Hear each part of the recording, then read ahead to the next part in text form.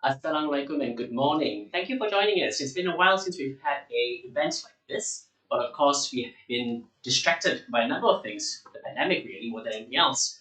But if you were like me and you were stuck in traffic last night in the heavy rain, you could sense that there's some sense of normality coming back to us, for better or for worse. But really, what we're looking forward to today is to talk a little bit about how we are going to move forward. We've had many months, we've had even a couple of years of struggling under the drain that the pandemic has given to us. But as time goes by, we're looking forward to reopening the economy, society, and actually thinking of what light ends at the, or rather, what light is there at the end of the tunnel. So one of the things that we always talk about is how the digital technology is going to help improve lives, how it's going to help us get through this, whether it's through various disruptions in the education sector, whether it's in finance, or of course in healthcare. But underlying and undermining all of these things are going to be the issue of infrastructure. To what degree are we ready? To what degree do we have the right policies in place? Because it can be all talk, but we really need the stuff on the ground to actually be implemented. And we are blessed and honored today because we have none other than the NCMC chairman, Dr. Fazil, here with us today, who is the person who is going to be able to oversee the running of the infrastructure within the Malaysian context. So we are talking about digital infrastructure, be it the issue of cabotage, the issue of 5G, or the issue of fiberization of the nation. I don't really need to do much in terms of introducing Dr. Patel because he is somebody who has been at the helm of MCMC for the past year or so, and he has immense background having been with MCMC beforehand. I'm a little bit biased because I'm very happy he's got a public health hat on, because he graduated as a doctor. And I do believe that having a bit of a holistic view into how society runs is very important in being able to give what society really needs. So without much further ado, I'd like to invite Doctor to give his keynote address, and after that, we'll move on to a wonderfully interesting panel discussion. Over to you, Doctor. Thanks for having me. Bismillahirrahmanirrahim. Assalamualaikum warahmatullahi wabarakatuh. And a very good morning to everyone. I guess we are now back to near normalcy.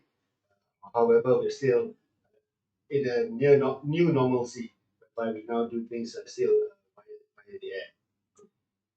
Thank you to the organizers for inviting me to be this event and to share a few things with regards to what we're doing in the context of digital infrastructure. As we all know, we've been living with the pandemic since last year. We've moved into an endemic environment. But what have we learned from the events of last year right through this year? We do realize that connectivity had become a serious need for all of us. For a long while, we thought that the country had the right level of digital infrastructure. I think we were sadly mistaken that it was just not adequate when we were hit by the pandemic. I'm sure many would have read all the gory stories of how people had to do innovative actions to be able to be connected. Also, at the same time, for those of us who were connected, we had trouble keeping our weights down. Now, what had happened was that when the pandemic hit us and the problems of connectivity surfaced, one of the things that the government did via HMC was to call all industry players to have what we called it as a lab. My colleague, my dear friend here, UK, totally understands the context of a lab because both of us were together during the Commando days under the guidance of Dr. Sri Vijay. So what had happened was that through the lab, we realized that there were pockets of areas where things needed to happen. And with that, we came up with a plan called Jendela, or the Digital Accelerator Plan. And one of the things that came out of Jendela was the realization by the government that telecommunications needed to be recognized as a public utility. Many of us who may have purchased properties would know that the more we go into a property, we will have electricity and water, but telecommunications may come much, much later. But now, with the recognition of telecommunications as a public utility, that will be a thing of the past. Further, with Jundela, as the government said, needed to see things happening on the ground.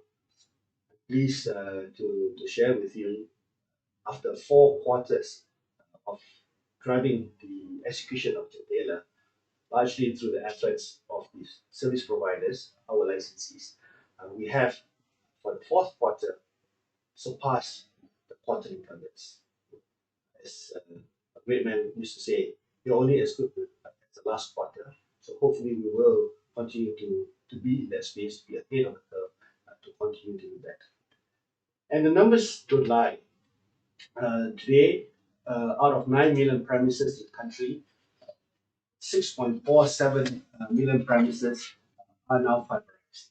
That is a jump of more than 1.47 million premises since the start of Jendela in 1st September 2020. Second, 4G coverage in populated areas is now at 94%, up from 91.8%, and our average connectivity speed over 4G is now at just north of 30 megabit per second, up again from the average of 25 when we first started. The closure of the 3G network is on its way. We should be able to close that by the end of this year to allow us then to reform the spectrum to improve the 4G experience. So people still do complain that we do have pockets of still poor quality of experience. I would be the first to agree that it is still there. So our first objective is to fix the coverage. The second objective is to then deal with the quality. There's a difference. Now for quality, we now have the Jendela map, where we reach out to everyone who's a user through a crowdsourcing approach to then report via the Jendela map so that we will know where you are, so that the service providers can then fix the problem, because different users have different behavior of use. So with Jendela, what we have done is to deal with the digital divide. For a long while, we always felt that coverage in the urban area was better than the rural area. But with Jendela, we've made it almost equal. There's still work to be done, nevertheless, but it is moving positively. Once we have that layer, the next thing that will come into play will be 12 nation plan. Recently, the Prime Minister had tabled that plan in the Parliament. One of the things in the plan is a chapter called Digital Economy, which talks about the investment as well as the infrastructure, plus the need for people to then adopt a digital lifestyle to improve the economic capability and economic stature. For that, Malaysia is open for business to have more hyperscale data centers, because the future lies in data. Data, if you want, is a new one. And to do that, we will have the right level of policies to facilitate the investment of players who would want to invest into that. Improve the connectivity, be it domestic or international, to support that. And last but not least, I have other regulatory tools to then provide the right level of protection for both the investors as well as the end users. And the government too has publicly spoke about the cloud first policy. What that would mean is that a lot of public data would now move into the cloud. Data that we usually provide to government services will be stored in the cloud, connected by the cloud, served through the cloud. So for that, uh, we anticipate that more than 80% of that would be in the cloud sooner rather than later. As for the end users like you and I, we do provide means to help those who may not be connected. Either they're not connected because they can't afford to be connected, or they're not connected because they may be places where improvement of coverage has yet to be undertaken. To do that, we have what used to be known as the Pusat Internet Community, which is being transformed to become the Pusat Economy Digital, in short, PEDI. That too was cited in the 12th Malaysia Plan. To date, we have 873 of those centers around the country. We hope to add 37 more in the next 2 quarters. Thereafter, we will then add another 173 across the whole of 2022. This would then allow many people to be able to have access to these centers. What do? They provide training, they provide guidance and handholding, okay, of people for people who want to use the digital infrastructure to improve themselves, be it for business or even to improve their own skills and education. And we all know that when we looked at digital economy, especially for the micro entrepreneurs, delivery is always going to be a challenge. Goods needs to be sent out from where they're produced, and orders need to come in. And for that, again, the Paddy provides the platform. We hope due course of the next couple of quarters, we will then be able to establish a common infrastructure for pickup and drop off. Okay, some people call it PUDO for short. So that would then we're targeting to have 30,000 of that across the country come 2025. So things are in plan, things are being executed, and here we are trying to share as much as possible to the public, because all this would be of no use if there's no very low utilization of infrastructure. As in business, they always say, you have assets, you need to sweat assets. Likewise, for us at CMC, we're getting the private sector to invest to the tune of close to 20, close to 30 billion here over the next 5 years. So that's a lot of money to put into the system, and we want that infrastructure to be well used by everyone. And inshallah, that will then help us reduce the digital divide. And when 5G comes on board, which is not too far, only by end of this year, we will then be able to see another inflection point in the digital economy. So I hope the conversations that we will have today would help enlighten everyone to then best appreciate things that have been done, things are being done, and also things that will be done for the betterment of nation. Thank you very much. Assalamualaikum warahmatullahi wabarakatuh. Thank you very much, Dr. Fadullah, for that really insightful and thought-provoking keynote address. Assalamu alaikum and a very good morning. My name is Nabila, and it gives me great pleasure to shift us over now to the panel discussion with four esteemed panelists. We do have about an hour ahead of us with a rather large topic to tackle. So digital infrastructure is often referred to as the highways and the railroads of the 21st century. As we saw during the pandemic, connectivity became a lifeline, but not for everyone. Digital infrastructure extends beyond connectivity, though, to include data centers, submarine cables, TV white space, and the devices and hardware that is allowing us to connect online in this manner today.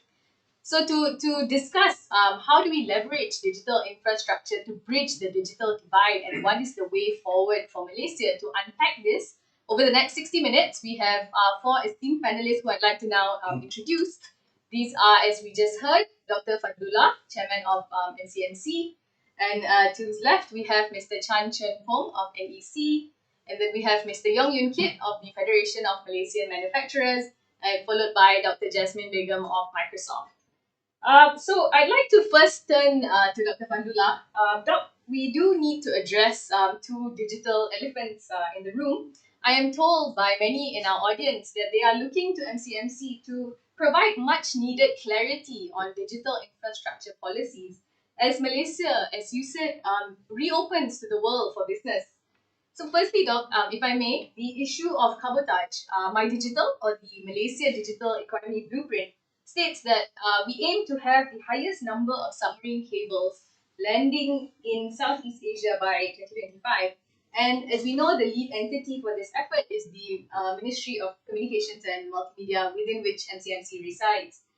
So, Dr. Fadila, the question is, how do we reconcile this cabotage policy, which has been labeled by some to be protectionist and unilateral, with this bold and ambitious goal of ours to have the highest number of submarine cable landings?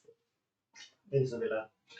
First and foremost, the oversight on cabotage doesn't fall under the Ministry of Communications and Multimedia.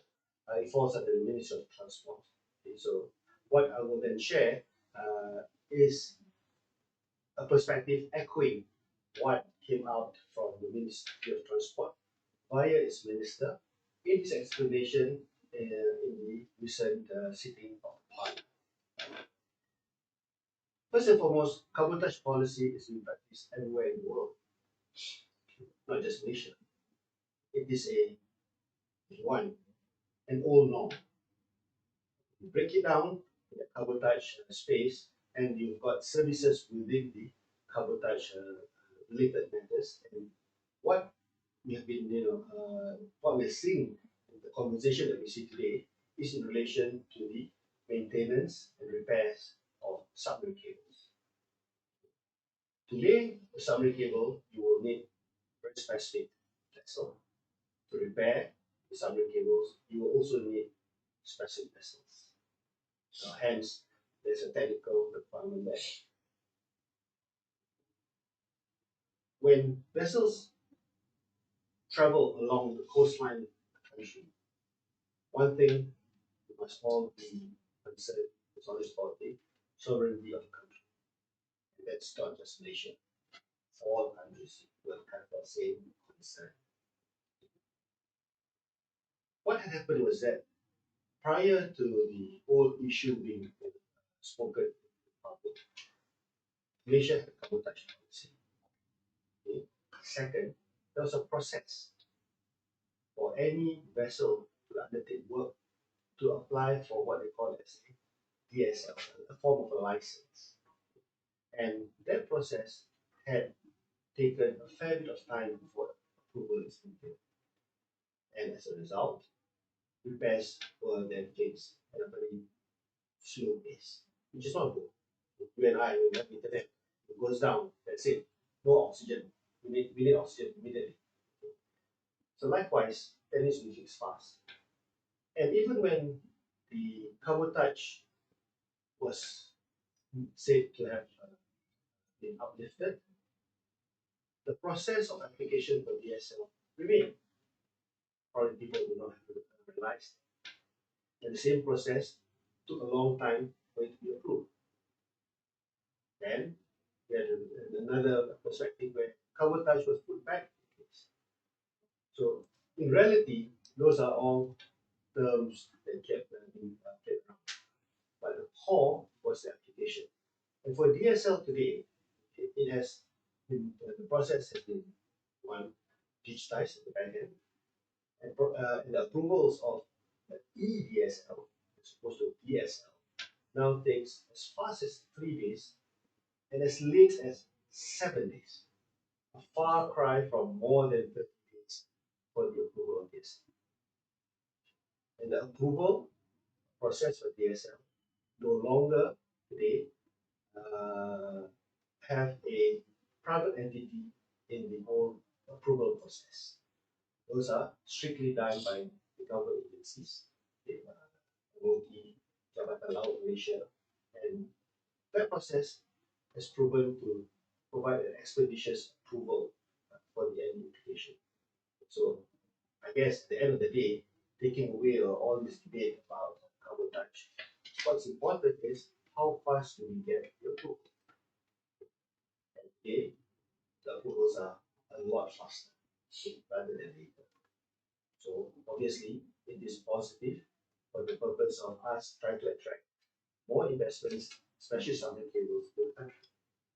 And mind you, even in the days of when we had carbon touch, I was involved together with the money trying to galvanize investments for submarine cable.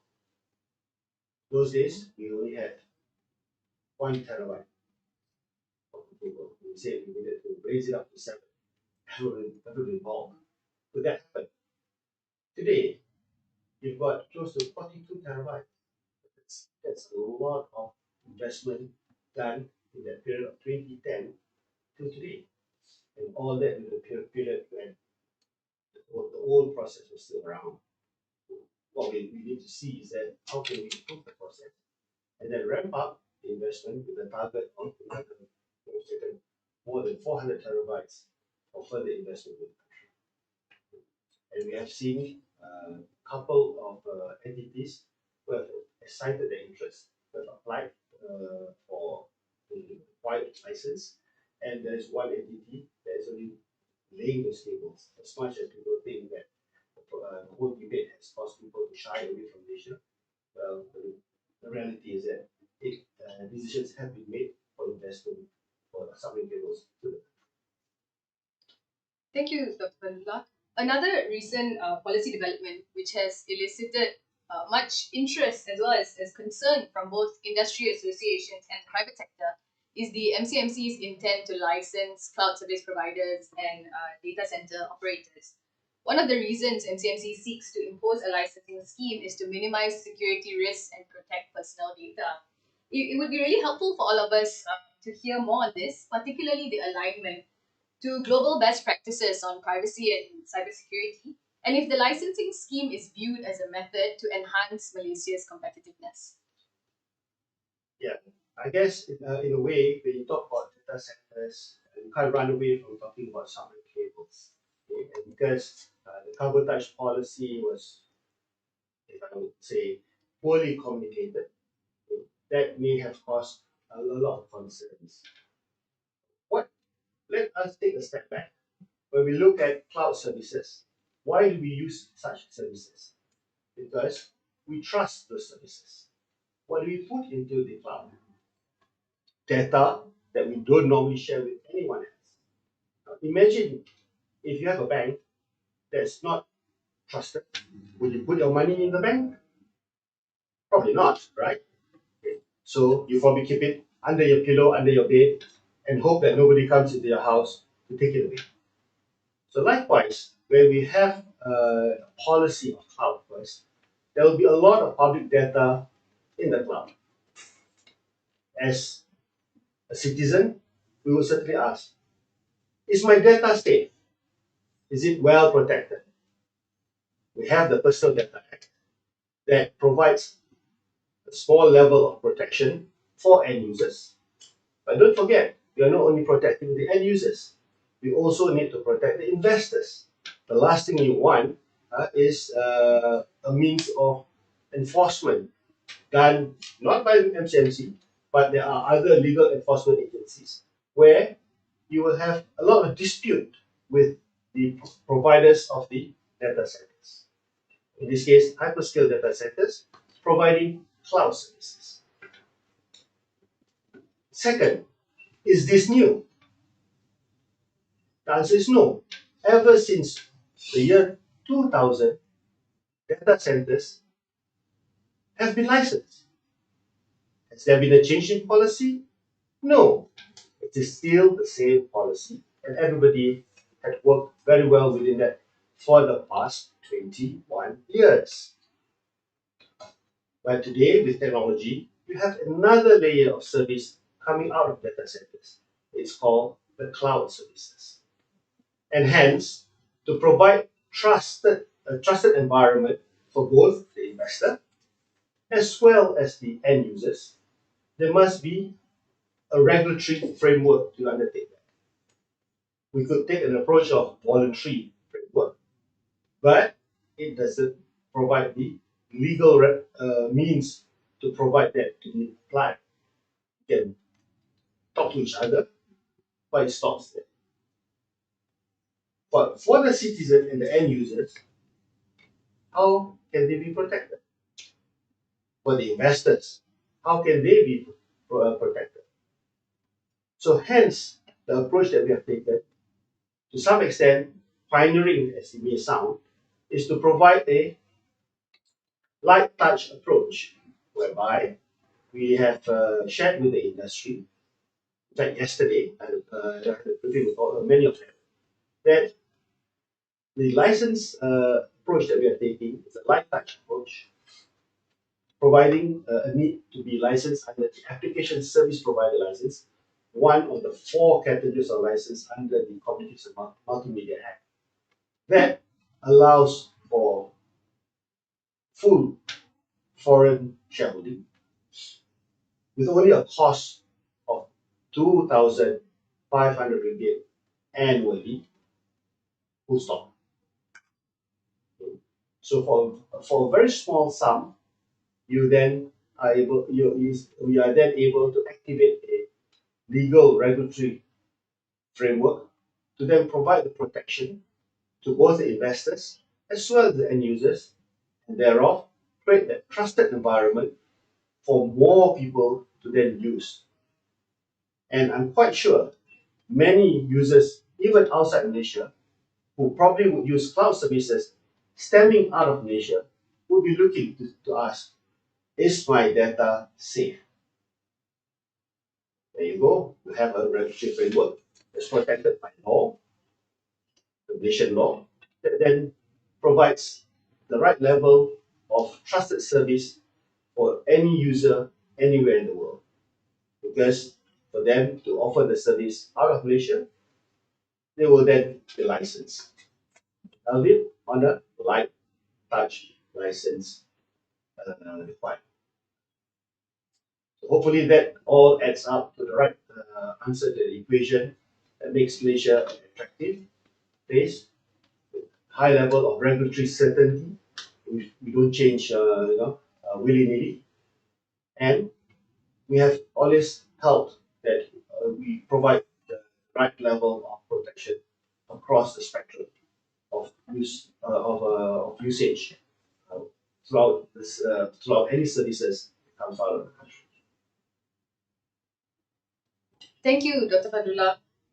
Certainly much to think about, and I'm sure many follow-on questions as well, as both cabotage policy and the licensing of data centers are issues that deserve hours each in order to sufficiently address. However, we do not have that time, and we have 4 speakers who we would like to hear from in depth over the course of this time that we have today.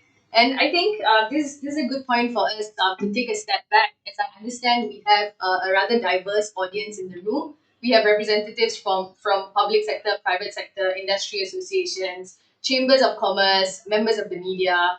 And I would like to also say at this point that we do welcome questions. Please do share that with us, and we will have a question and answer session closer to the end of our session today.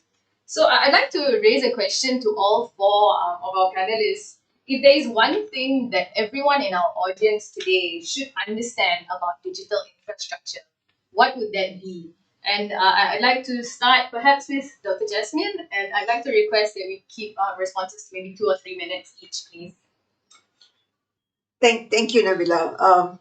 I think many people, I've worked with many people on this blog today, whether it's Dr. Fazul, Yunkit, on this issue of data and ownership and why sometimes this regulatory advocacy is done, right? And I want to pick up on 2 points that Dr. Fazullah has raised. One, there were days when telecom was not seen as utility, and now it is accepted as a utility. Similarly, it used to be WTC, right? WET, water, electricity, telco. Now it's WETTEC, water, electricity, telco, and cloud. It has become utility, and as it as Malaysia announced the digital blueprint and then the Joint Malaysia plan, the use of cloud then becomes a point of, yes, we accept. The data is going to go to cloud. And largely it benefits the economy and the society. And as we look at end users, um, Microsoft, and I believe largely the cloud, hyperscale cloud providers in the country do look at the contractual commitment that we make to our customers. And I want to also raise a point that Dr. Fazla referred to about protecting customers. Our customers from around the world actually are very concerned about who has access to data. The cloud players do not have access to the data. Cloud service providers do not access our customer data. Data belongs to our customers, especially our enterprise customers who want to use the cloud for the best benefit, for the best economic benefit. And therefore, one of our biggest concern, and not just in Malaysia, but globally and regionally, is that does law enforcement have access to this data? And I think the most important point in this discussion I would like to raise today is that since we do not, cloud service providers have contractual commitment not to hand over data, and the fact that the request has to be directed to the data owners, I believe the licensing model may provide a path forward. And I really appreciate and welcome the effort that MCMC is taking in engaging with the industry. Thank you, Nabila. Thank you, Dr. Jasmine. Mr. Young, over to you. Thanks, Nabila. So one thing I guess we should take away from this talk on digital infrastructure is that it should be ubiquitous. I think this is part of the DNA in MCMC. Ubiquitous meaning that broadband or mobile connectivity or data centers or cloud services has to be accessible by all users because in this post-COVID world, it's very, very important that we are connected. So this talk of infrastructure has to be so developed, and the fact that now it's part of public utility is a very good thing. And we have our neighbors, or rather, we are comparing ourselves with our neighbors, which we have good models to aspire towards, and we also have neighbors which are catching up with us. So we need to make sure that our service levels, pricing, the accessibility, and the quality, as what Dr. said, has to be maintained so that us as users, as well as consumers and content creators, can then make use of all of this infrastructure, digital infrastructure. Thank you, Mr. Young. Mr. Chan, please. Yeah, I think good points. I think a lot of it's said very powerfully by the three speakers just now. There's nothing much more to add except that I think with the recent pandemic we have gone through over the past almost 2 years, the public awareness, mentioned by Dr. Fazal, the end users like us about digital services have certainly grown.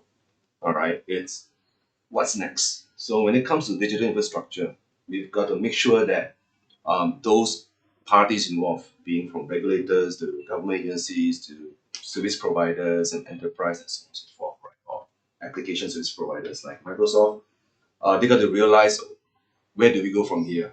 How do we continue to build on that momentum and not let the end users down in terms of accessibility? So we talk a lot about connectivity. It's given, all right, for both fixed and wireless. As an end user myself, and staying in an urban city environment, we all take for granted that connectivity is there, all right. But at the back of our mind, when you have more people using it, there are also thoughts about how safe is it, all right. So like normal infrastructure like roads or highways, you wouldn't want to drive your car on a road or highway that's full of potholes or it's not safe, and so on and so forth. So continuous efforts must be there to ensure that the confidence level of users, all right, I think touched by Microsoft, was it, your data is not going to be owned by anyone else or seen by anyone else, all right. So this kind of awareness and education has to be ongoing, all right, by both regulators and also all parties involved. let's keep that going. Thank you, Mr. Chan. Perhaps we can hear from Dr. Fazil now, please. I think I said a lot. Only two things like to say. Uh, Digital infrastructure aspiration is to make it as highly available as the oxygen that we have today. We never think twice when we breathe, right? Because oxygen is always there. Likewise, for internet and the quality of internet, it needs to be as good as that. And secondly, once you are able to breathe easy and use internet easily, you need to be able to live your life in a safe environment. And that is also the other objective that we provide for, be it for investors or users like you and I, or anywhere in the world. Absolutely, it's not only availability, accessibility, affordability, but what we're seeing increasingly is the secure, trusted, and inclusive application of technology has become more critical than ever in a nation's economic recovery. And as Dr. Jasmine alluded to, regulators around the world are developing new legal frameworks in response to challenges of the digital era. As we think about the role of digital infrastructure, data storage, data sharing, in accelerating this inclusive growth, data sovereignty almost always comes up as an area of concern. So I'd like to ask Dr. Jasmine if you would be able to share with us how is this being addressed based on your experience, not only at the regional level but global as well. I think the nomenclature on data sovereignty, data residency, open data, there continues to be a chasm in the understanding. What does that mean? Who owns the data? Will foreign government, will companies with different governments will have access to data? And I want to just anchor on two big points. And I think we all recognize that today we do not know what is in our data estate. The data that usually requires to be onshore, and I think it was very clever of the government to actually say 80% of data has to be hosted in the cloud, because we know about 20% of that data that needs to be in country, that we need to process and keep it in country, is very small. But today we do not have sight of our data estate. We don't have a data classification regime, and that leads to this fear of, the way you protect your paperclip and your diamond in the same way. That's where our challenge is. And therefore, the role of hyperscale cloud infrastructure as part of a critical part of the digital infrastructure then comes forward. I think one of the things, as we think about not only enterprises but governments and organizations decide on the value of their data, classify it in the right way. We have noted that the CDSO have issued guidelines and MAMPO has issued guidelines. Generally we are governed by the personal data protection law in the country, but do we today have sight? And data sovereignty is a constant that gets raised not only in the region, globally. Especially with the US companies, do the US government have access to data? And that's the first thing we say. In fact, Microsoft has brought case against the US government to say why we cannot allow the US government to access the data. And it is interesting that out of that, you have seen the regulatory evolution. And in 2017, the Department of Justice issued a guideline to say, at first instance, eh, for the request of enterprise data, the prosecutor has to, or the investigators have to go, the law enforcement has to go to the owners of the data, the enterprise data. So this emerging area actually sought to address this confusion about data sovereignty, data residency, and I think as we all learn and unlearn and relearn, the need to understand the power of data, the power of open data, free flow of data, cross-border data flow. We need to understand, what does it mean? Do we know what is in our data estate to actually decide what needs to, not what needs to be guarded and what needs to be protected, as much as we protect all data, and that's a commitment we make. But do we actually have sight of our own data estate today? I think that remains a question. Thank you. Thank you, Dr. Jasmine. Building on that, I'd like to turn to Mr. Chan of NEC. From your perspective, how are governments around the world responding to the need for digital first policies, particularly in fueling innovation, bridging the digital divide, and accelerating digital transformation for micro, small, and medium enterprises? Well, I think a few years back, we've heard of this term, or we've been introduced to this term, cloud first. And then later on, we moved to mobility first when we have, the high adoption rate of smartphones or smart devices by end users to do their daily life activities. And now it's digital first, right? In many countries like Malaysia, around the world, governments have taken initiative to set up policies for digital first, where one of the things they look at is to digitalize government services. Okay, from basic to more complicated ones. Of course, they start with basic first, and make it easily accessible by everyone in the country. And I think this is spelled out in the recent MyDIGITAL blueprint. However, in this pandemic era that we're going through right now, digital first definitely introduces new challenges to a lot of organizations. Okay, first and foremost, even for policymakers, we are so focused into technologies. Sometimes we neglect the human element or the human interface. So it's very important that for all technologies or people who make policies regarding what needs to be implemented and so on and so forth, we also have to be on the other side and look at the human element of the human interface. Why this is important? Because we want to make sure that they are end users, right? How do we encourage or drive these users to adopt this new digital way of doing things? All right. We also need to look into what about those who are less digital illiterate, or sorry, digital literate. Okay, how do we get them on board? So there must be programs that would educate them, all right, or create awareness that hey, all right, it's not that difficult. Okay, we're going to simplify the process for you. Now, for organizations that want to look into taking this opportunity to innovate, like for example the micro SME, I believe this is probably more relevant to SMEs. There are a couple of areas they can look into. Number one, of course, is to equip their people with skills and tools, all right, that they can perform their daily jobs, all right, in the digital first environment. So, in with the increase in remote workers today, okay, due to the pandemic, uh, it does change the way how we do things. All right. For example, a lot of companies still do a lot of manual approval processes, um, exchanging of documents via emails, okay, and so on and so forth. So companies need to look into how to transform that. Okay, so that would be a, a way or a springboard to digital first. Um, we must also not forget about that this customer experience that is involved. All right. So you got to, I mentioned earlier, it's about the human element and the human interface that needs to be in there. And we've talked about cloud a lot. So companies should also look into maybe start to invest in edge computing.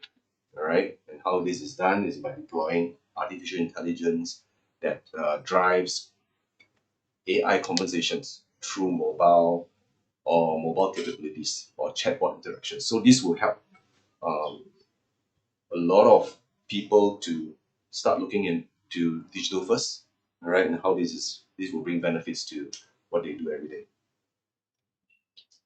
Thank you. Still very much on the topic of micro, small, and medium enterprises. We know that they are undoubtedly the backbone of Malaysia's dynamic economy, accounting for over 97% of all business establishments.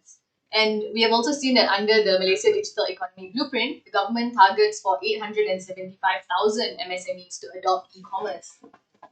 The Federation of Malaysian Manufacturers, or FMM, represents over 3,000 manufacturing and industrial service companies of varying sizes, including MSMEs. And as we progress further into the fourth industrial revolution, many manufacturing companies are looking to upskill and upgrade to deliver high value manufacturing. However, the reality is that many of our SMEs today are at 2.0 or 3.0 at best.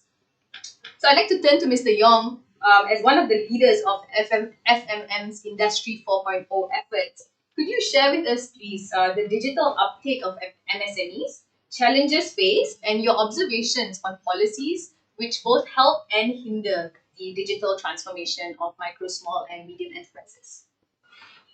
Thanks, Nabila. Thank you for inviting me to share my thoughts from the FMM point of view. So as you said, we represent over 3,000 members, small, medium manufacturing companies, and I've been serving in the committee for ICT, and now rebranded to the Industry 4.0 committee for close to almost 2 decades now. And there's a huge, vast difference in terms of capabilities with our members. Some are clearly Industry 4.0 ready, automation, AI, cloud, what have you. But the vast majority of them are still in the 2.0, 2.5 realm, where they're still trying to evaluate ERP systems and simple things like this, or moving towards CAD/CAM, or moving towards a more cohesive manufacturing process. So this effort in introducing technologies to our members is ongoing, and we've been doing this through our committee over and over again. And one method is interfacing with government, and making sure that the programs which they run through MDEC, through MIDA, through MITI are followed through. So I also volunteer and contribute to the industry task force for the Industry Forward program led by MITI. And we make sure that the grants are available to the companies so that they can then digitalize their processes and move advance throughout this long journey we're going through. So one of the main issues which they face is actually financing, right? Just coming up with this the business plan, or making sure that they've got the justification to do this investment into their own processes to reduce manpower, to make sure that there's more automation, more efficiency, is a long ongoing process. But MITI is making inroads to ensure that their digital journey is successful. But these programs need to be well funded by the government and enhanced, so that there's growth there. The other issue is unfortunately issues of infrastructure, digital infrastructure. So there's this issue number 4, right? Connectivity to the internet, and this is kind of weird because we should be beyond that point really. There should be an issue of access to high-speed broadband, or access to data centers, or connectivity to these to our members. So, for example, one of the largest nitrile glove manufacturers don't have access to high-speed broadband for their huge campuses in Malaysia, and so they're forced to do their own server rooms, and not be part of the cloud infrastructure. And they have to then subscribe to Metro B, which is expensive and limited in terms of bandwidth. And this is a large manufacturer. Right? Imagine the difficulty for the smaller companies, our majority of members, in approaching the service providers for connectivity. They don't have ports, no ports available. There's not enough people subscribed in your area, so we can't do the investments. And then they're then left out. There's this huge discrepancy in terms of digital accessibility for these companies. So this really has to improve. So the main point I would like to say is that this digital divide shouldn't be about Malaysians, the have-nots within Malaysia itself, but also our competitiveness in the region, right? There will be a growing digital divide amongst our neighbors, and this we see is one of the major issues in terms of growing employment, investments, and growth in Malaysia. Thank you, Mr. Young. An important point indeed. It's not only the digital divide within Malaysia, but also between Malaysia and other countries. And as we think about this, it would be incomplete for us to have a conversation on digital infrastructure without addressing the need for digital skills. As one of the critical building blocks of national recovery, investment in technology development today must be complemented by a parallel investment in skills. And so I'd like to seek Dr. Fadlullah's input as chairperson of MCMC. You have been at the center of both policy and programmatic efforts to bridge the urban and rural divide, especially in relation to connectivity and skills. Dr. Fazil, could you tell us more about your efforts to increase digital inclusion, especially for women, youth, and marginalized communities? Before I answer that, I'd just like to touch on a point raised by Unikit just now with regards to places where you don't have access to internet. That's precisely what I mentioned with regards to the areas of non-coverage. Today, fiberization is key for a future-proof network. Okay? Therefore, regulations must be conducive for investment of fiber to be undertaken. Because of that, a consistent regulatory policy must be undertaken. Today, we are seeing the benefits of that. So, hopefully, with the premises pass approach, we no longer have issues of no ports. Okay? Therefore, in a way, it is going to be supply driven as opposed to demand driven. Once you have that connectivity, we looked at the digital skill set. Yes, there's always going to be different segments of the society that may require a bit of help. So, say for instance, for the women, for the children, for the disabled, we work closely with the Ministry of Women's Development to address this segment. Our PEDI, our Pusat Economy Digital, provides a touch point for all of them to be able to access it. Mind you, more than 90% of our PEDI are actually disabled friendly, although a few are not because we rent premises on the first floor, but generally the rest of them are on the ground floor. It's easily accessible for the disabled. Even the tables where we have our uh, desktops are easily accessed by any disabled user. And a lot of the programs are actually today attended by women. A surprise. Okay? I would say more than, on average, 60% of those utilizing PADI are actually women. Okay? We talk about gender.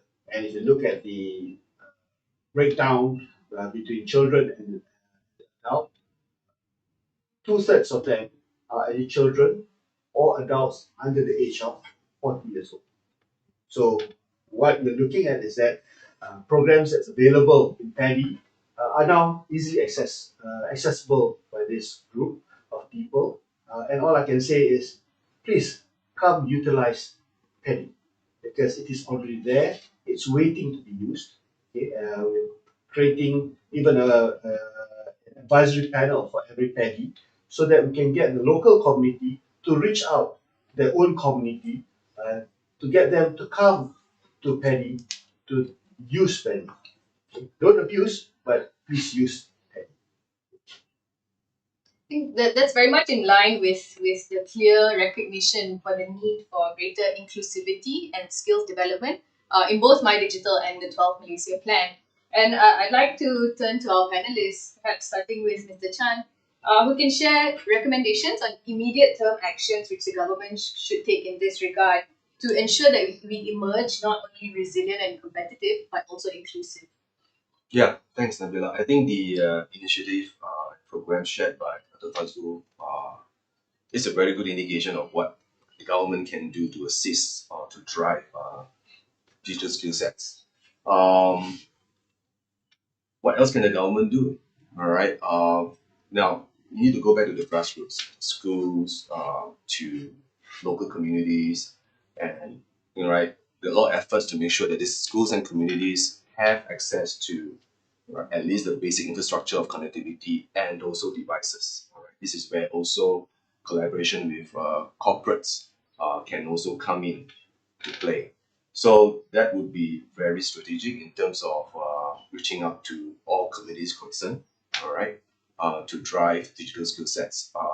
And then where do we go from there? All right, digital skills is not merely just knowing how to operate a computer or turn on a computer and type in some words. but we also need to have some programs. Perhaps the government can take the lead first, all right, to increase digital literacy, all right, which means that the citizens or the people or the communities know where to look for information, how to evaluate information, and also how to communicate those information via various digital media platforms. It could be by through typing or it could be through voice dictation. So all these things. So I think the responsibility is on all of us to make sure that we also share these kind of things to the people down there, and so that we can bring them up and the whole country benefits from these newfound skills in digital literacy. Please go ahead, Mr. Young. Okay. So in terms of skills development, I think basically technology is a great level playing field, right? It's great at leveling the playing field so that everybody can then approach building their skills.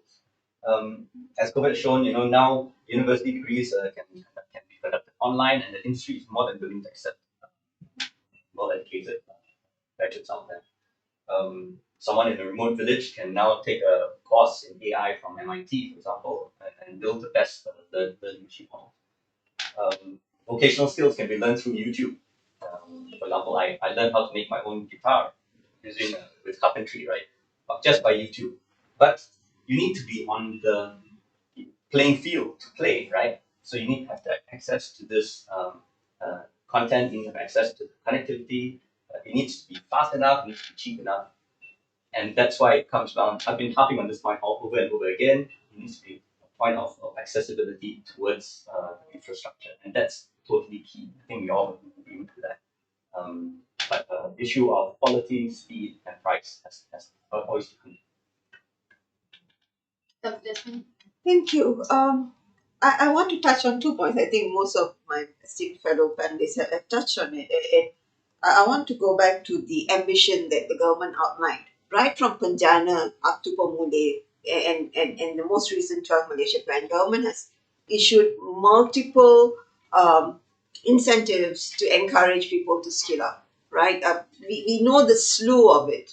And I want to call out that the government has also put out a bold ambition of creating 500,000 new jobs so that the skills people can actually go into these jobs as well. We know one of the biggest impact of the pandemic is people losing jobs. And why there's this need to do the skilling? I think one area, and I agree with Mr. Chan, it's not just about government doing, the private sector has a role to play. How could we complement? Microsoft itself announced and we committed to skilling up 1 million people as part of our Summer Malaysia campaign initiative.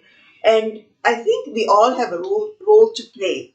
And I think as we educate, whether they are young graduates or coming out of university, we want them to be skilled and to be future proofed. But we also recognize Malaysia is very strategically positioned.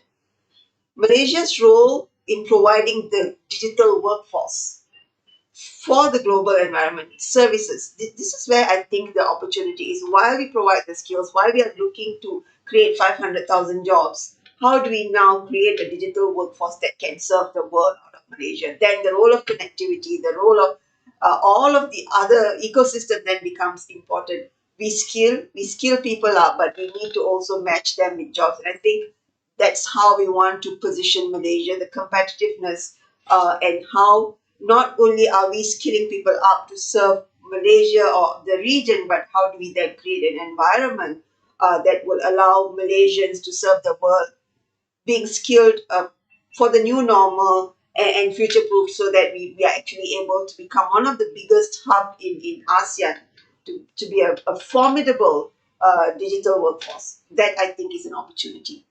Thank you, Dr. Jasmine. You raised an important point there as we move and strive towards our goal of creating 500,000 jobs. These will be jobs of the future, jobs that may not even have been that are in place today. And while we talk about these jobs and skills of the future, I'd like to turn back to Dr. Fadlullah and your point earlier, Doc, on fiberization and pockets, which today may not have coverage or quality coverage. As we know, we do continue to have infrastructure challenges with students in some areas having to climb trees to write exams and parts of the country without lack of access. But this is not peculiar to Malaysia, with the World Bank noting that half of the global population is still disconnected. The Malaysia Digital Economy Blueprint has this bold and ambitious goal that Malaysia aims to provide 100% of households with internet access by 2025. And it's really encouraging to note as well, Doc, that you noted in your keynote address earlier that Jendela has surpassed targets for new towers, upgrading existing sites, and increasing the number of fiberized premises. But some commentators have said that efforts to enhance connectivity should extend beyond fiberization to include complementary technologies such as TV white spaces, which is the utilization of television spectrum that is not used by TV channels to transmit internet, particularly in rural, dense, and mountainous areas. Dr. Badula, would this be an approach that SMC is willing to consider? Certainly, I think if you look at the Jendela report, we had cited that we'll be looking at four mature technologies, namely fiber, mobile, fixed wireless access, and satellite. That's mature, right? And when you go into the fixed wireless access, then you can then subdivide it into different technologies. And TV white spaces will certainly be one of the many complementary technologies. As in all technologies, there's always concern of how will a technology affect another technology. So imagine you have a technology for broadcast, and you've got a technology that utilizes the broadcast spectrum. While you may get internet, you may get a blank screen on your TV. You certainly don't want that, right? Therefore, there's a need to do technical assessment for that.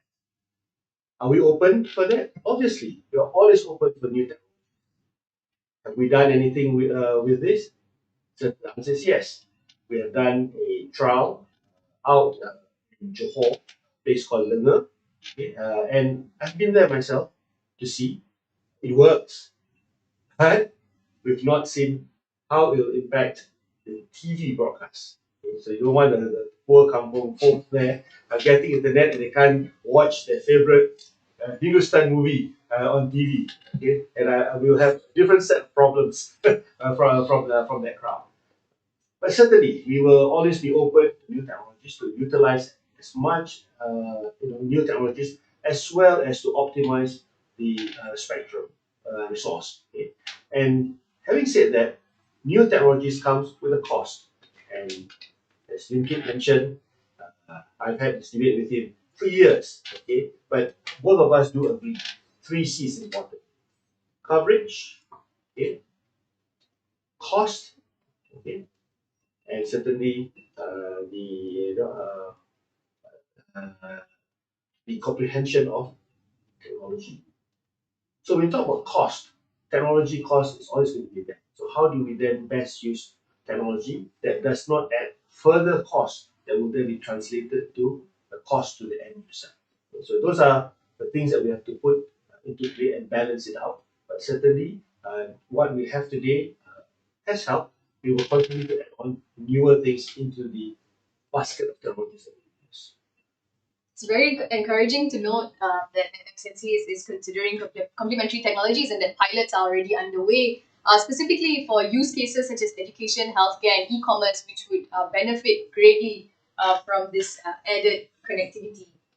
I'd like to go back to a point that was also raised earlier in Dr. Fadula's keynote, which was the fact that across the world, technology's role as a utility is becoming increasingly recognized. And we are moving from you looking at technology as a capital expenditure to operational expenditure. And I'd like to ask Dr. Jasmine for your thoughts, please, on whether do you think we would need to review and redefine our approach to digital infrastructure, technology, and data in national procurement specifically? And after Dr. Jasmine, if Mr. Chan and Mr. Young would like to chime in as well, please do. Thank you. I think governments are at a crossroad. As we, as we exit the pandemic, as we go into the endemic, and as we look at how public sector transformation has been driven, not the CIO who drove the digital transformation, it was the pandemic. The public sector digital transformation in the public sector, I must say, was accelerated unfortunately by COVID. But it also means we had to relook and rethink how we engage on citizen services. How do we transform public sector services that are going to be in the new normal? And one big area of concern that we have seen emerge is the procurement practice. In the past, this is not just for Malaysia, we see in the region increasingly cloud services being parked together with utility. And this is a conversation that we are having with multiple governments across the world. But procurement seemed to be one big challenge. But when it comes to procurement, it's not just the procurement practice, especially when you are the procuring it as utility, as cloud services. But do we write the specs in the right way? Do we spec in the security that needs to be inspected? Earlier, you raised the question of data sovereignty and the concerns around that. But I think as we think about procurement, yes, we need to address the procurement component of it, but we also need to make sure that the specs are written correctly, the kind of assurance that are put into place. And I think Dr. Fazul raised this right at the outset. It is about trust. Are you engaging in a trusted way? What are those parameters? And I think as we think about these procurement practices, it's not just moving it from capex to opex, but it also talks about having the right specs and having the right guardrails put into place and ensuring that the government IT professionals and the policymakers are actually writing not for analog policy and then force-fitting it into a digital first policy, but actually building ground up digital first policy. And therefore, when we look at even at procurement, it goes back to policy per se of procurement, but also how do we now procure? What kind of parameters that we put into place in the tender documents, but also making sure that the policy actually matches up and allows and for this to actually be robust. And I see that to be one of the biggest challenges today, not only in the procurement policy, but beyond that. We have an opportunity to refresh not only our policies and digital infrastructure, but societal and institutional infrastructure, and relook our procurement policies as well. Absolutely. I'd like to turn to Mr. Yong and Mr. Chan if you'd like to add anything. Um, yes, I think that's a very interesting point. The procurement process that in today's age and the new challenge that we face because of how COVID has driven digital transformation not only for public sector but also the private sector as well. Uh, and I believe that should be a balance. Sometimes because we're so driven by the procurement process or practice, because they are looking at from a cost perspective, right? Uh, we we got to make sure that the specs that which Dr. Jasmine has mentioned that is being specced out, all right, in the procurement process, must also be relevant to what is the desired outcome you want to achieve. So many times you underspec, all right, and as a result, you have the commercial offering would meet the desired number, things like that, but at the expense of not able to achieve the outcome that you wanted. And then when you do that, the users of that service will then realize that, hey, all right, I have to wait a longer time, or it's inconvenient, or it's not easy to use, and they will then look for alternatives or will not want to use it at all. So I must stress that there must be a balance. The procurement process must be in line with the IT, the business objectives, all right, and so on. What do you want to deliver to the citizens? All right, so good point. I think this is very interesting perspective. And just to add to that, this issue of procurement has always been an interesting issue on the private sector side. Um, Before we would buy our own servers, spec it out, and then install it, and then depreciate it over time. Then there was this case of DC models, and this issue of cloud. When cloud comes in, now we can then pay as you use whatever we want, and then just as companies we can then increase the usage as we went along. Gone are the days of having to justify a huge budget upfront we can then grow into our projects and then build on that. But if we have access to those cloud services, at this point in time, we will have to subscribe to services outside of Malaysia because the major CSPs are outside. Hopefully, that will be changing, where we can get better latencies, better prices. We build in Malaysian ringgit rather than Singapore dollars.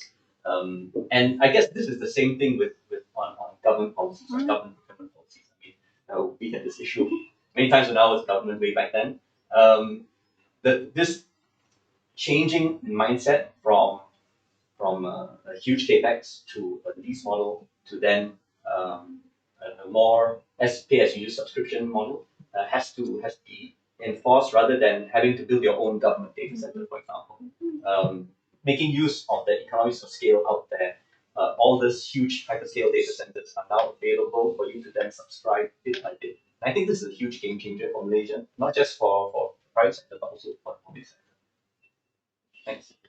I think one of the key themes that we're hearing is the need for really public sector, private sector, and various other stakeholders to come together, especially for the reason that the digital economy today is both global and multi-stakeholder by default.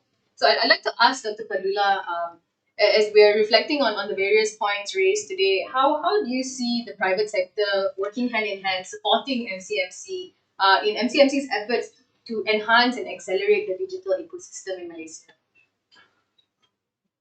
For a long while, every time anyone talks about digital policy, yes, government looks into that. But policy is only as good as it is executed. And therefore, when you execute a policy, it cannot only be the government. And this is where you really want the private sector to come forward, then adopt the policy, be innovative in executing the policy, where the objective of the policy will be common, be it for the private sector and the government, for the betterment of nations. True, private sector will always be bottom line driven. I've been there for many years. It's a KPI. I wouldn't shy away from that because you need to be profitable to be there to be able to grow your business, which is actually good. And Malaysia, we've always prided ourselves on the policy of Malaysia Inc. because the growth of the economy comes from the private sector, not from the government. And this is where we hope that the private sector can reach out to us at MCMC to then work with us. In fact, to further facilitate, MCMC has restructured itself. We now have a dedicated industry development arm to then work with the industry beyond our licenses. Because this is where we think it's high time that we move away the conversation from connectivity to what you get out of connectivity. And we hope that the private sector would welcome this effort on our part, match our own energy and aspiration, because we think that together we can really make the economy better, we can make Malaysia great, and we can enjoy a very prosperous country for Malaysia. Thank you, Dr. Padula. Absolutely, it's not just connectivity for connectivity's sake, and it's not just about quality connectivity, but ensuring that as more of us come online, how do we ensure that all of us remain safe and secure in an environment that's safe for all of us, whether it's women-headed households, young children, and marginalized communities or entrepreneurs. And on that note of safety and security, we've talked about the fact that digital infrastructure today is very much like the highways of the 21st century. And there is this analogy that cybersecurity today is similar to traffic safety in the early days of the automobile. And just as we have seatbelts for physical highways, we're seeing the role of cybersecurity and data privacy take a more central role in shaping trusted and secure digital ecosystems. And in fact, many countries are developing policies which incorporate both privacy and security by design. And so, Mr. Chan, on this note, what are some measures which may need to be implemented as digital highways become a more central part of our lives? Well, there's a saying that goes like this: the safest system in the world is the one that's not connected to anything. So that's the measure you take. Jokes aside, I think the recent ransomware attack on one of our local data center services provider serves as a wake-up call to many of us, especially those who are making key decisions for IT policies and security policies. All right. Hard questions need to be asked. How secure uh, are we? All right. And what happens when the attack, okay, occurs?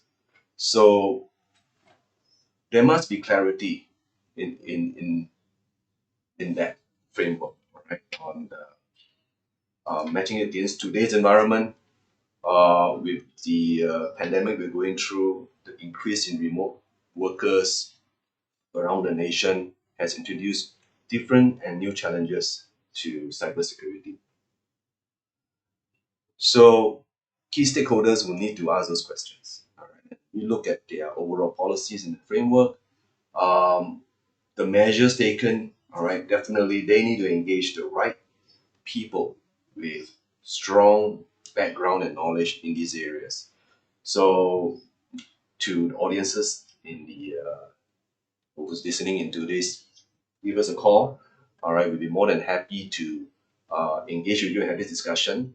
Another area I believe that a lot of organizations should consider is including biometric capabilities into security or cybersecurity. And I think this is a long time coming. All right. Even today, I still find that in some key data centers, right, when you go and visit those sensitive areas, in terms of logging in visitors and so on and so forth, right, or people who come to the data centers, they do it via a logbook. All right, and it does raise questions in terms of compliance. So compliance is also a thing that is on the back of a lot of CIO or CISO's mind. You know, because they have to make sure that they satisfy the shareholders and stakeholders, you know, uh, uh, demand when it comes to making sure that their most valuable asset, which is the data, is safe and secure. Okay. Thank you. Perhaps Dr. Jasmine, would you like to add? Sure, no, this is one of my favorite topics, I would say. As we look at it, I think, Shani, you hit it right on the head. Compliance, security, privacy, and transparency are the four most important pillars of trust, right? Customers, enterprise, government, just society trust us. I think the analogy at the outset Dr. Fazul provided about the bank, um, they trust providers and cloud service providers and put the data with us because of this principle, trust. And recently, Microsoft, together with our fellow hyperscalers and cloud service providers globally, announced a commitment to this trusted cloud principle, addressing some of these pertinent issues. I think the only addition I would like to make to this privacy and security conversation is that, yes, there are policies, and we always look at the opportunity and risk, and we measure them and decide. But I think there is a big part in educating the public about this privacy and security as well. A security incident can happen because someone just clicks on a phishing line, or someone actually left their front door open, right? Okay, it doesn't happen in data centers, but you know, having a book log instead of a biometric log, that is as bad as having a front door open. So I think there is an urgent need for us to create awareness, um, and this, I think the banking sector has done that very well. You know, that constant reminder about this. Okay, I think the population still gets spammed, but there is a need for us to just to rethink how we educate people. I think not, and I think both Yunkit and Suchan, you addressed about MSMEs. How many MSMEs can afford to have a CIO who could actually look at all of these things? So how do we now ensure that the security and privacy parameters are built in? Because not everyone, not all organizations have large IT departments that can actually look into this. So I think we really need to consider how some of these technologies are built in by design, and companies and organizations need to know their rights as well. Thank you, Dr. Jasmine. Mr. Young, would you like to? No, I'm Yeah, okay, sure. Then we shall now turn to the questions from the audience. There are several concerns about costs which have been raised, particularly for B40 communities, Orang Asal, Orang Asli, and rural as well as urban poor communities. And one, as we think about innovative policies and methods of bringing down costs and bringing more people online, this is something that the 12 Malaysia plan also refers to, which is the use of wakaf or endowment so that costs may be greatly reduced. And I'd like to turn to our panelists to ask for their thoughts on this. This is a question from the audience, so anyone who would like to comment, please do. Nabila, let me try first on the cost. Yeah, we all would like to see a lower cost of connectivity.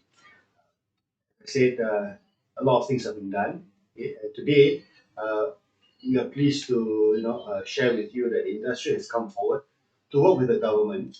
And as of 15th of October, a couple of days back, you have in the market what is known as Plan Remaja for Malaysia and Plan Peranti for Malaysia.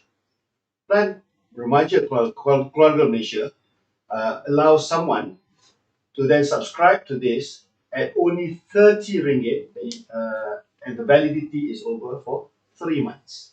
You get 110 gig for data with an unlimited basic internet access. Speed, no throttling, whatever speed that you get at that point in time in given location. So that comes to only 10 ringgit a month. That's pretty cheap.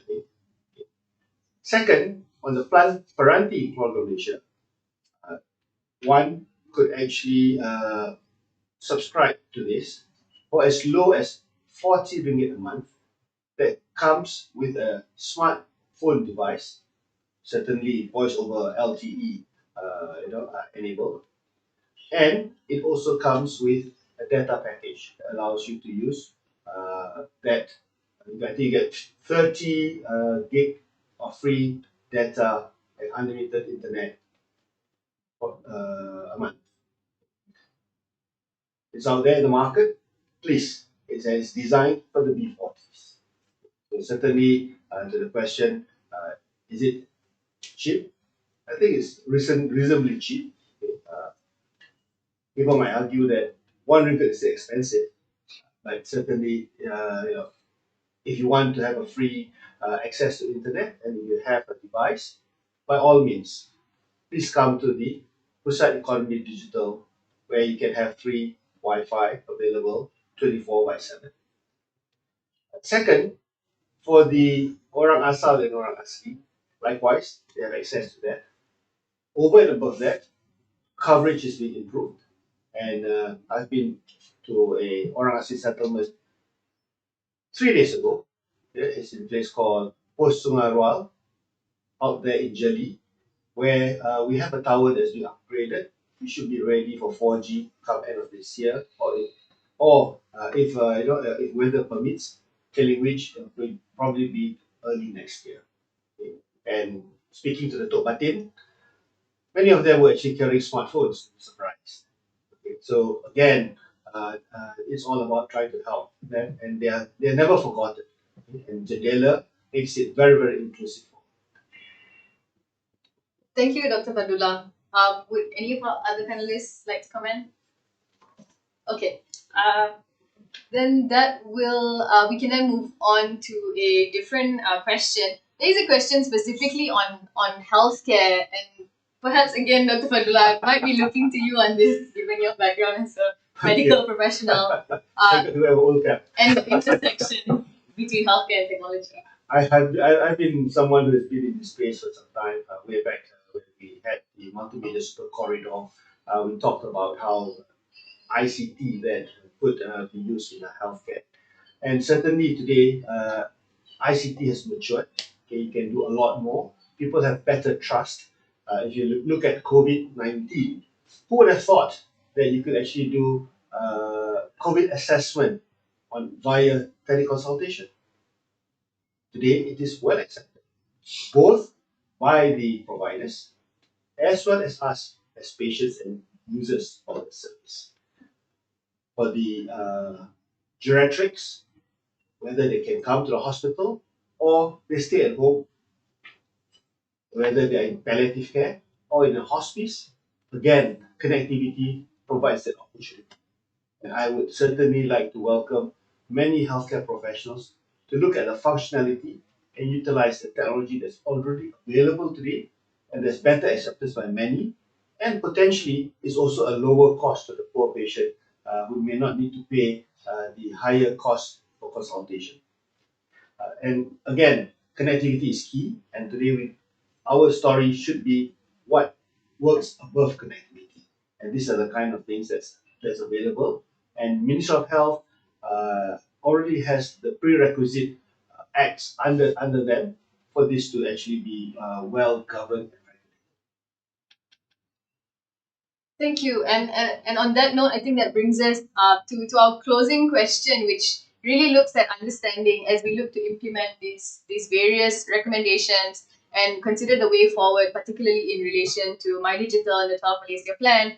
We know that transformative policies often require us to hit refresh on the status quo.